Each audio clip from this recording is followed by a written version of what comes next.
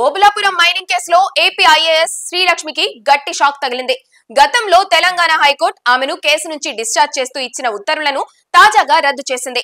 Supreme court ఆదేశాలతో మరోసారి విచారణ జరిపిన తెలంగాణ హైకోర్టు శ్రీలక్ష్మి ఈ కేసులో నిందితురాలేనని, ట్రయల్ ఎదుర్కోవాల్సిందేనని స్పష్టం చేసింది. దీంతో సిబిఐ కోర్టులో శ్రీలక్ష్మిపై ట్రయల్ కొనసాగనుంది. ఇప్పటికే ఈ కేసులో గాలి జనార్దన్ రెడ్డి సహా నిందితులకు శిక్ష ఖరారైంది. గతంలో శ్రీలక్ష్మి డిశ్చార్జ్ పిటిషన్ వేసి అనుకూల ఉత్తర్వులు పొందడంతో ఆమెపై ట్రయల్ సాగలేదు. హైకోర్టు ఇచ్చిన ఉత్తర్వులపై సిబిఐ సుప్రీంకోర్టుకు వెళ్లింది. సుప్రీంకోర్టు హైకోర్టు మరోసారి విచారించాలని వెనక్కి పంపింది. విచారణ జరిపిన తెలంగాణ హైకోర్టు శ్రీలక్ష్మి కూడా ట్రయల్ ఎదుర్కోవాల్సిందేనని స్పష్టం చేసింది. ఐఏఎస్ శ్రీలక్ష్మి 2007-2009 సంవత్సరాలలో ఉమ్మడి ఆంధ్రప్రదేశ్ లో ఇండస్ట్రీస్ అండ్ కామర్స్ సెక్రటరీగా పనిచేశారు. ఈ సమయంలో ఆమె మైనింగ్ లైసెన్సులకు జారీకి సంబంధించిన నిర్ణయాలలో కీలక పాత్ర పోషించారు. ఓబులాపురం మైనింగ్ కంపెనీకి అనుకూలంగా అక్రమ మైనింగ్ లైసెన్సులు మంజూరు చేయడంలో అవినీతి అక్రమాలకు పాల్పడినట్లు సిబిఐ కేసు పెట్టింది. గాలి జనార్దన్ రెడ్డితో కుమ్మక్కై అనంతపురంలోని రిజర్వ్ ఫారెస్ట్ ప్రాంతంలో అక్రమ మైనింగ్ లైసెన్సులను మంజూరు చేశారని ఆరోపించింది.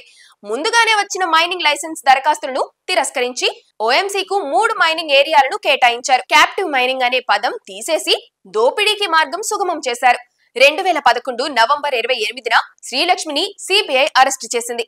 చెంచల్గూడ జైల్లో 2 నెలల పాటు గడిపారు శ్రీలక్ష్మి. అనారోగ్యం కారణంగా 2012 అక్టోబర్లో బెయిల్ పొందారు. సిబిఐ 2012 మార్చి 30న ఛార్జిషీట్ దాఖలు చేసింది. దీనిలో శ్రీలక్ష్మిని A6 గా చేర్చారు. అయితే 2022 నవంబర్ 8న తెలంగాణ హైకోర్టు శ్రీలక్ష్మికి క్లీన్ చీట్ ఇచ్చి ఆమెపై దాఖలైన ఛార్జ్ షీట్ ను రద్దు చేసింది. ఆమె నిర్దోషిగా ప్రకటించబడింది. ఈ తీరుపై సుప్రీంకోర్టుకు సిబిఐ వెళ్లింది. హైకోర్టులో వాదనల తర్వాత మళ్లీ ఆమె నిందితురాలేనని హైకోర్టు తెలిసింది. ఇతర నిందితులందరికీ శిక్ష ఖరారైనందున శ్రీలక్ష్మి కూడా తప్పించుకోలేదని, ట్రయల్ పూర్తయితే శిక్ష పడుతుందని న్యాయ నిపుణులు చెబుతున్నారు.